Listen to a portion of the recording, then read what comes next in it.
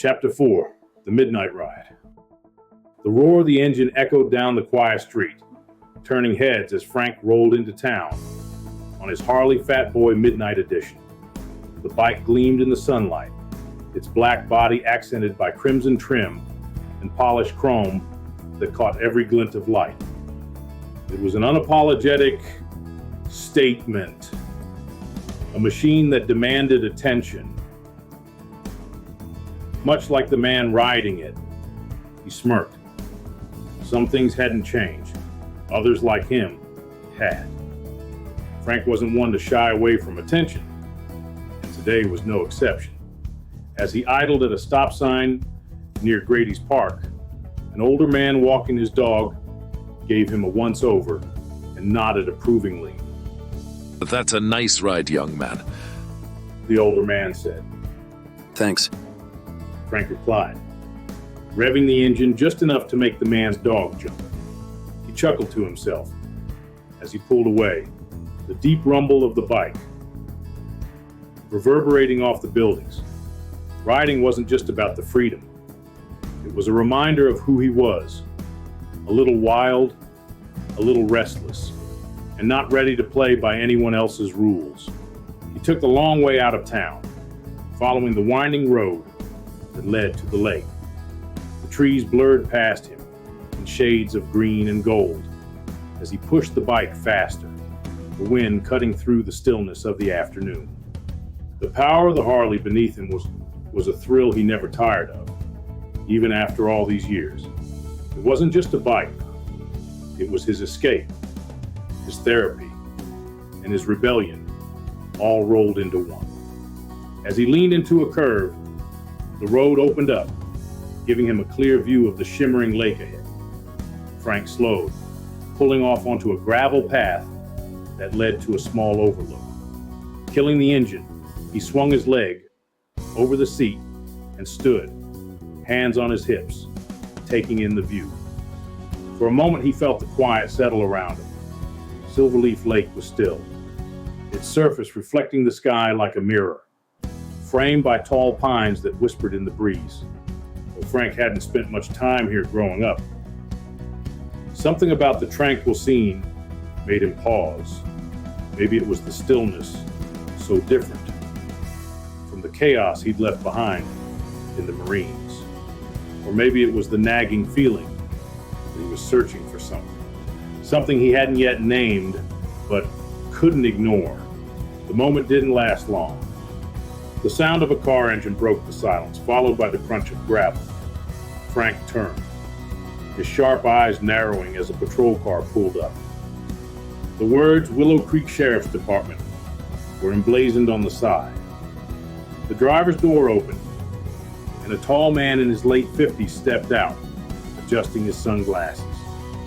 "Well, if it isn't Frankie James.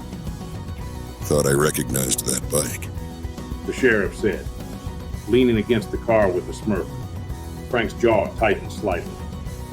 "Sheriff Bennett," he said, keeping his tone neutral. "You know, I didn't think I'd see you back in town. Especially not making a scene like you just did down Main Street. Got half the folks talking already." Frank shrugged. "Didn't realize cruising through town was a crime." Bennett chuckled, but there was an edge to it. "It's not. But you always had a knack for stirring things up. Thought you'd outgrown that by now." Frank crossed his arms. "Guess not." The tension hung in the air for a moment before Bennett straightened, brushing the dust off his uniform. "Look, I don't care how loud your bike is or how much attention you're getting. Just don't let me catch you doing anything real stupid." Frank held his gaze, unflinching. "Not planning to. Sheriff..." "Well, that's good." Bennett tipped his hat. "Welcome back, Frankie." "It's Frank now," he said firmly. But Bennett was already climbing back into his car. As the patrol car disappeared down the road, Frank let out a breath he hadn't realized he was holding. He didn't like the idea of anyone thinking they had the upper hand, least of all someone like Bennett. Still, he wasn't here to pick fights, at least not yet. The ride back to his property was quieter.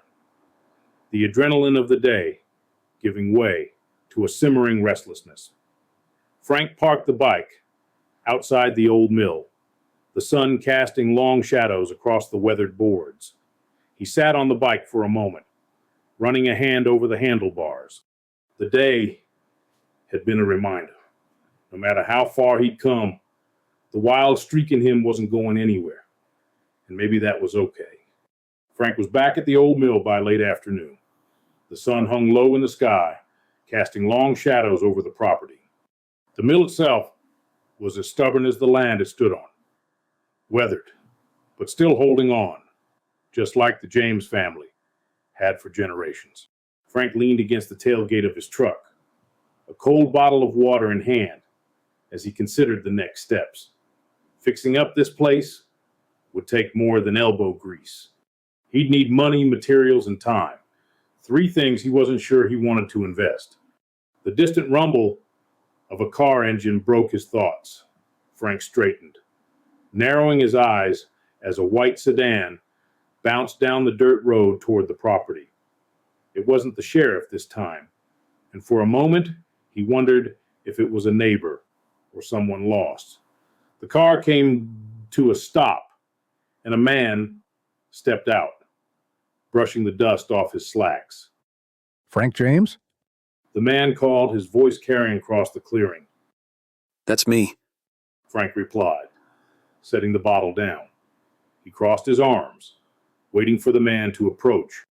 The stranger was in his mid-40s, wearing a crisp button-up shirt and polished shoes that looked entirely out of place in the dirt.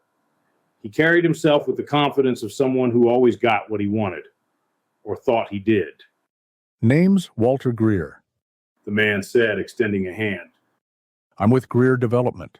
We're a local firm specializing in land use and construction. Frank raised an eyebrow but shook the man's hand. All right, what brings you out here? Greer gave him a practiced smile, the kind that never reached his eyes.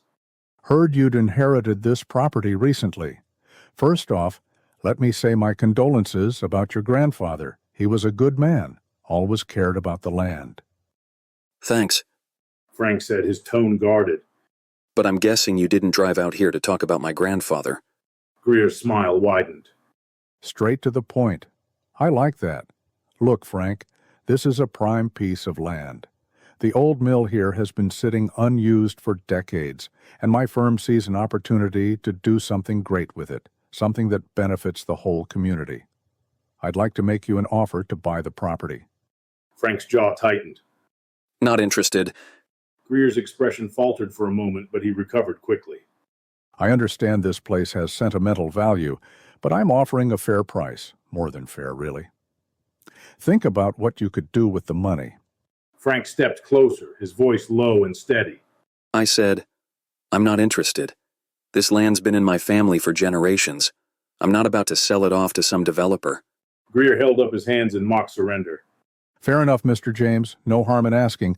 But if you change your mind, here's my card. He pulled a sleek business card from his pocket and handed it over.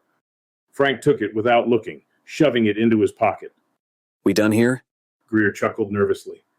For now, but I'd think it over if I were you. Opportunities like this don't come around often. Frank watched in silence as Greer climbed back into his car and drove off, kicking up a cloud of dust. He let out a slow breath, his jaw still clenched. He didn't trust men like Greer, slick, calculating, and always looking for the next deal. Later that evening, Frank headed into town for supplies. The garage was still open when he arrived, the faint sound of a radio playing country music drifting through the open bay doors.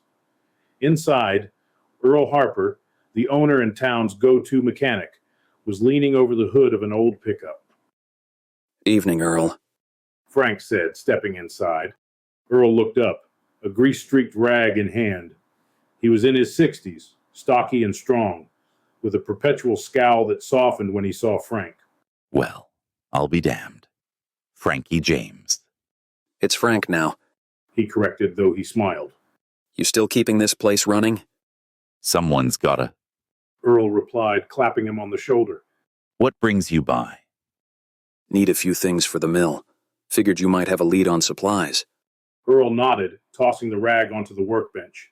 You finally fixing that place up? Thinking about it, Frank said. but I'm already getting vultures circling. Walter Greer stopped by earlier, trying to buy the land. Earl's face darkened. Hat Snake. He's been trying to get his hands on half the properties around here. Promises the moon, but all he wants is to bulldoze history for some overpriced housing development. That's not happening. Frank said firmly. Earl grunted in approval. Good. Town's already changing enough as it is. Speaking of which, He smirked, leaning against the counter. you know Denise Carter's back in town? Frank's expression didn't change, but his grip on the counter tightened slightly. Yeah, I heard. She was asking about you the other day. Earl added, his tone casual but his eyes sharp. Seemed surprised to hear you were back. Frank shrugged, keeping his tone neutral. Small town, word gets around. Earl chuckled, shaking his head. Well, don't let her catch you off guard. She's not the same kid who used to hang around the square. Got a lot more fire in her now. I'll keep that in mind. Frank said, grabbing a box of screws from the counter. Thanks for the heads up. As he walked back to his bike, Frank couldn't help but think about what Earl had said. Denise was part of a past he'd left behind, but now that past was creeping back into his life, whether he wanted it to or not.